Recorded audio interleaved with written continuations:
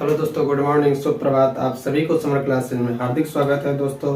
तो आइए आज हम लोग स्टार्ट करने जा रहे हैं जो विष के जो दांत कहानी था उनका तो ऑब्जेक्टिव हो गया था। इससे आगे हम लोग चलते हैं, देखेंगे कि सब्जेक्टिव जो कहानी सब्जेक्टिव जो इसका है उसको हम लोग देखते हैं। तो आइए देखिए, कहता है यहाँ पे जो है सो बोध और अभ्यास। क्या कहता है? बोध और अभ्यास। तो देखिए यहाँ पे जो है सबसे पहले बोध और अभ्यास को हम लोग देखेंगे, उसके बाद उससे आगे हम लोग चलेंगे। तो देखिए पहला नंबर जो क्वेश्चन है वो कह रहा है कि जो है सो लेखक का परिचय। देखिए ठीक है, तो देखिए इसमें कह रहा है कि इस पाठ के, क्या कहता है कि इस पाठ, क्या कह रहा है कि इस पाठ के लेखक नलिन बिलोचन शर्मा का जन्म 18 फरवरी 1916 ईस्वी में पटना के बदरघाट में हुआ था। ठीक है, उसके बाद देखिए कहता है इससे आगे कि आपकी प्रमुख रचनाएं दृष्टिकोण, साहित्य का इतिहास, दर्शन और मानदंड। ठीक है, इसके बाद अगला है प्रेमचंद्र, ये साहित्य तत्व और आलोचना इत्यादि है। क्या है? ये जो है सो सारे के सारे जो है से इनके क्या है, प्रमुख रचनाएं हैं। कौन कौन सी? तो दृष्टिकोण, साहित्य का इतिहास, दर्शन और मानदंड। उसके बाद प्रेमचंद्र, साहित्य तत्व और आलोचना इत्यादि है। ठीक है, तो इस तरीके से ये हो गया। इससे आगे देखिए कहता है कि यह कहानी, क्या कर रहा है, यह कहानी विष के दांत कहानी तथा अन्य कहानियों नामक ग्रंथ से लिया गया है। किससे लिया गया है? विष के दांत कहानी तथा अन्य कहानियां नामक ग्रंथ से लिया गया है। ठीक है, इससे अगला देखिए कहता है कि इनके पिता महामहोपाध्याय पंडित रामावतार शर्मा थे। क्या थे? इनके पिता का जो नाम था वो क्या था? तो महामहोपाध्याय पंडित रामावतार शर्मा थे। एवं माता रत्नावती थी। कौन थी? माता रत्नावती थी। हमने आप लोगों को इससे जो पहले जो क्लास लिए है उसमें हमने आप लोग को बता भी दिया है, और जो लोग पहली बार इस वीडियो को देख रहे हैं वो लोग जो है इससे पहले जो हम वीडियो परिचय डाले हैं, विष के दांत का जो परिचय है, उस परिचय में हमने इस चीज का पूरा जिक्र किया है। जिसको समझ में दिक्कत आ रही हो वो उस वीडियो को जा करके देख ले, परिचय वाला जो वीडियो है उसको। इसके बाद ये आपको पूरा लगभग समझ में आ जाएगा। ठीक है, तो देखिए इस तरीके से अगला जो कह रहा है इनकी मृत्यु जो है सो कितना को हुआ था? 12 सितंबर 1961 ईस्वी को हो गया था। कितना को हो गया था? तो 12 सितंबर 1961 ईस्वी को हो गया था। ठीक है, इसी तरीके से देखिए अगला जो क्वेश्चन कर रहा है, अगला 2 नंबर जो कर रहा है सेन साहब के परिवार में बच्चों के पालन पोषण में किए जा रहे लिंग आधारित भेदभाव का अपने शब्दों में वर्णन कीजिए। क्या कहता है कि सेन साहब के परिवार में बच्चों के पालन पोषण में किए जा रहे लिंग आधारित भेदभाव का अपने शब्दों में वर्णन कीजिए। ठीक है, तो देखिए हम लोग देखते हैं इससे आगे क्या कर रहा है। आंसर में कह रहा है कि सेन साहब के घर में बच्चों के पालन पोषण में लिंग के अनुसार भेदभाव किया जा रहा था। सही में किया जा रहा था। ठीक है, कहता है उनकी लड़कियों के लिए पढ़ने, खेलने एवं हंसने के लिए अलग नियम बनाए गए थे, जबकि उनके बेटे कासू के लिए अलग नियम थे। ठीक है, तो इस तरीके से जो है सो ये 3 नंबर का आंसर जो है सो हो गया। ठीक है, देखिए इससे आगे हम लोग चलते हैं। ये 2 नंबर का ये आंसर हो गया। अब 3 नंबर हम लोग देखेंगे। 3 नंबर जो कह रहा है खोखा किन मामलों में अपवाद था। क्या कहता है? खोखा किन मामलों में अपवाद था। तो देखिए इसका जो आंसर होगा कह रहा है कि सेन साहब का बेटा खोखा घर में बनाए गए नियमों के मामले में अपवाद था। क्या था? घर में जो जितने के जितने नियम थे वो सारे के सारे उनके लिए क्या था? तो अपवाद था। ठीक है, इसके बाद ये कहता है जैसे पढ़ाई, खेलकूद, बहनों को मारना पीटना, किसी वस्तु को तोड़ना इत्यादि, ये सारे के सारे इनके लिए क्या थे? तो अपवाद थे। क्या थे? अपवाद थे, यानी कोई नियम नहीं था उसके लिए। ठीक है, इससे आगे देखिए 4 नंबर जो कर रहा है, 4 नंबर क्वेश्चन कर रहा है कि सेन साहब दंपति खोखा में कैसी संभावनाएं देखते थे। क्या करते थे? सेन साहब जो है, सेन साहब दंपति खोखा में कैसी संभावनाएं देखते थे।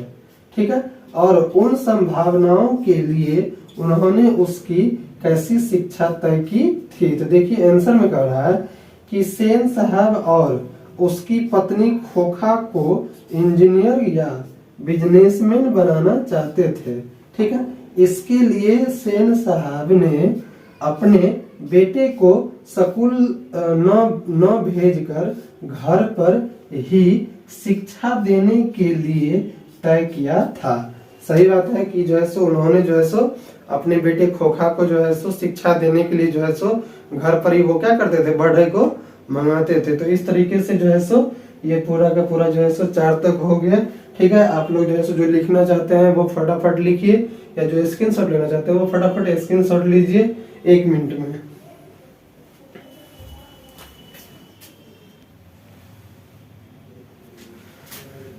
शायद आप लोग लिख लिए होंगे। तो देखिए इससे आगे हम लोग देखते हैं, ये जो 5 नंबर जो क्वेश्चन है इसको हम लोग देखेंगे। देखिए कहता है कि लड़कियां क्या है, क्या कहता है कि लड़कियां क्या है, कठपुतलियां है और उनके माता पिता का इस बात का गर्व है। क्या है, इस बात का गर्व है। तो देखिए इसका जो आंसर है कह रहा है कि प्रस्तुत पंक्तियां विष के दांत शीर्षक कहानी से संकलित है। कहता है जिसके रचनाकार नलिनी मिलोचन शर्मा जी हैं। वे इन पंक्तियों के माध्यम से सेन साहब के दंपति की बेटियां के बारे में बताए हैं। क्या किए हैं, सेन साहब की जो दंपतियां की जो बेटियां हैं उनके बारे में इन्होंने क्या किए हैं, तो बताए हैं। ठीक है, देखिए क्या बताए हैं। तो कहता है कि सेन साहब दंपति की 5 लड़कियां और 5 लड़कियां तमीज और तहजीब की जीती जागती मूरत है। क्या है, जीती जागती मूरत है। ठीक है, कहता है सेन दंपति उन्हें क्या नहीं करनी चाहिए शिक्षा तो दी, क्या नहीं करनी चाहिए इसकी शिक्षा तो दी, लेकिन क्या करनी चाहिए इसकी शिक्षा शायद नहीं दी। क्या की, उसकी शिक्षा जो है सो शायद नहीं दी। क्या की, नहीं दी। ठीक है, कहता है लेकिन इस बात पर सेन दंपति को गर्व है क्योंकि उनकी 5 बेटियां नहीं खुद से हंस सकती है और ना किसी से बोल सकती है और ना ही कुछ कर सकती है। ठीक है, तो देखिए कहता है कि जो है सो सेन साहब दंपति की 5 लड़कियां और 5 लड़कियां तमीज और तहजीब की जीती जागती मूरत है। सेन दंपति उन्हें क्या नहीं करनी चाहिए इसकी शिक्षा तो दी, लेकिन क्या करनी चाहिए इसकी शिक्षा शायद नहीं दी है। लेकिन इस बात पर सेन दंपति को गर्व है। क्या है, गर्व है क्योंकि उनकी 5 बेटियां नहीं खुद से हंस सकती है, ना ही किसी से बोल सकती है और ना ही कुछ कर सकती है। ठीक है, तो इस तरीके से इसका जो है सो 5 नंबर का जो है सो आंसर होगा। इससे आगे देखिए 6 नंबर का आता है कि सेन साहब और उनके मित्रों के बीच क्या बातचीत हुई और पत्रकार मित्र ने उन्हें किस तरह उत्तर दिया।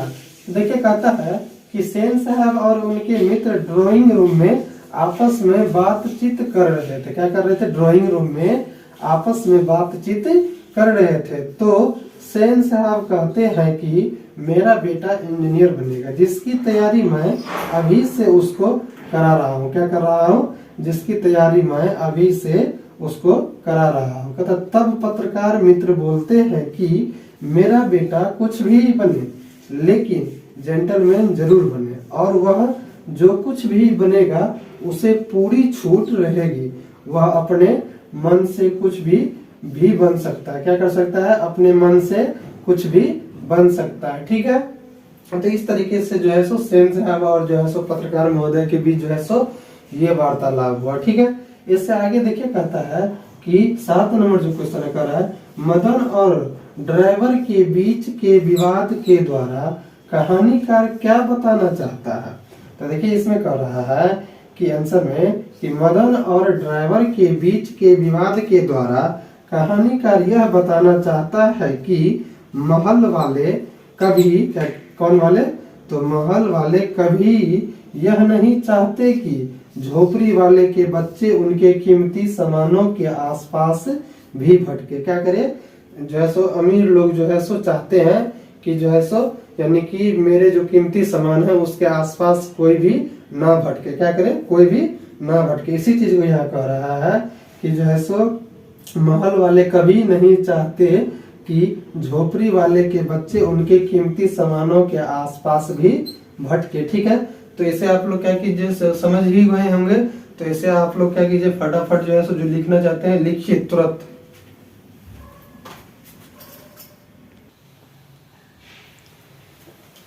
तो देखिए इससे आगे हम लोग जो है सो 8 नंबर जो है सो देखते हैं क्या कहता है कि कासू क्या कर रहा है कि कासू और मदन के बीच झगड़ा का कारण क्या था। क्या कर रहा है कि कासू और मदन के बीच झगड़ा का कारण क्या था। तो देखिए कहता है इस प्रसंग के द्वारा लेखक क्या दिखाना चाहता है।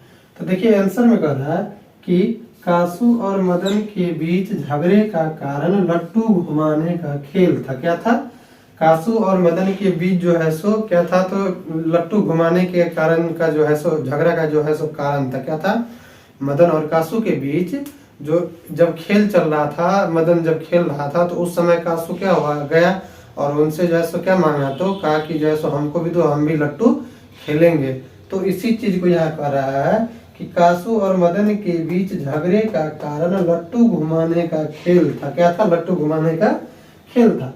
इस प्रयोग के द्वारा लेखक यह बताना चाहता है कि झोपड़ी वाले लोग भी अपने अपमान का बदला ले सकता है। क्या कर सकता है? झोपड़ी वाले भी जो है सो लोग भी अपने अपमान का बदला ले सकता है। ठीक है, इस तरीके से देखिए ये जो 10 नंबर कह रहा है, 10 नंबर कह रहा है रोज रोज अपने बेटे मदन की पिटाई करने वाला गिरधर मदन के द्वारा कासू की पिटाई करने पर उसे दंडित करने के बजाय अपनी छाती से क्यों लगा लेते हैं। जब आप लोग देखिएगा कि जो है सो जब मदन जो है सो क्या करता है, कासू के जो 2 दांत जहरीले होते हैं उसको तोड़ करके जब आते हैं तो उनके पिता जो है सो मारने के बजाय, उसे दंडित करने के बजाय क्या करते हैं, तो अपने सीने से लगा करके और सहलाने लगते हैं। तो यही चीज यहाँ कह रहा है। तो आंसर में देखिए कहता है कि रोज रोज अपने बेटे मदन की पिटाई करने वाला गिरधर जब मदन के द्वारा कासू की पिटाई की जाती है तब वह मदन को दंडित करने के बजाय छाती से इसलिए लगा लेता है क्योंकि वह जानता है कि जिस प्रकार वह डरपोक और मालिक के हर जुर्म को चुपचाप सहन कर रहा था, वैसे सहन करने वाला उसका बेटा मदन नहीं है। क्या है? उसका बेटा जो मदन जो है वो इस तरह का जुर्म को सहने वाला नहीं है। ठीक है, कहता इस बात को समझ कर उसे अपने आप पर पछतावा और अपने बेटे पर गर्व होता है। क्या होता है? अपने बेटे पर गर्व होता है। देखिए इस तरीके से अगला जो 12 नंबर क्वेश्चन कर रहा है, 12 नंबर क्वेश्चन कर रहा है कि जो है सो आपकी दृष्टि में कहानी का नायक कौन है, तर्कपूर्ण उत्तर दे। देखिए अगला कहता है कि 12 नंबर कि हमारा आंसर जो कर रहा है, हमारा दृष्टि में कहानी का मुख्य नायक मदन है। क्या है? मदन है, क्योंकि मदन के कारण ही कहानी अपना मुख्य उद्देश्य तक पहुंच पाता है। सही बात है, क्योंकि कहानी शुरू से ही लेकर अंत तक मदन के इर्द गिर्द तक घूमता हुआ रहता है। क्या करता है? इर्द गिर्द घूमता हुआ रहता है। कहता है मदन एक किरानी का लड़का है, लेकिन वह एक निडर लड़का है जिसका परिचय वह कासू के 2 जहरीले दांत तोड़कर देता है। मदन अपने हक के लिए लड़ता है। वह समाज में फैली हुई ऊंच नीच की भावना तथा लिंग भेदभाव का विरोध करता है। क्या करता है? लिंग भेदभाव का विरोध करता है, क्योंकि कहानी मदन के कारण ही अपने उद्देश्य को प्राप्त कर पाती है। अगर इस कहानी से मदन को निकाल दिया जाए तो यह कहानी पूर्ण नहीं हो पाएगी। इसलिए हम कह सकते हैं कि इस कहानी का मुख्य नायक मदन है। क्या है?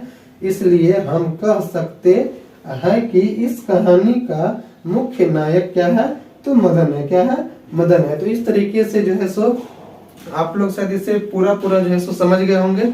तो आप जो है सो आप लोग क्या कीजिए, इसे फटाफट जो लिखना चाहते हैं वो लिखिए 1 मिनट में।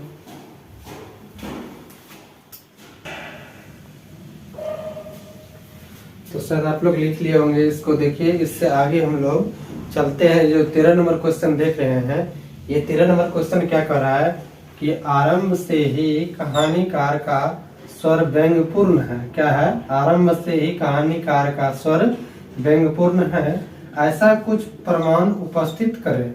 देखते इसमें कह रहा है आंसर में कि कहानी के आरंभ से ही कहानीकार का स्वर जो व्यंग्यपूर्ण है। वे कहते हैं कि सेन साहब की नई मोटर कार बंगले के सामने बरसाती में खड़ी है। क्या है, तो सेन साहब की जो कार है वो क्या है, बंगले की सामने जो है सो बरसाती में खड़े हैं।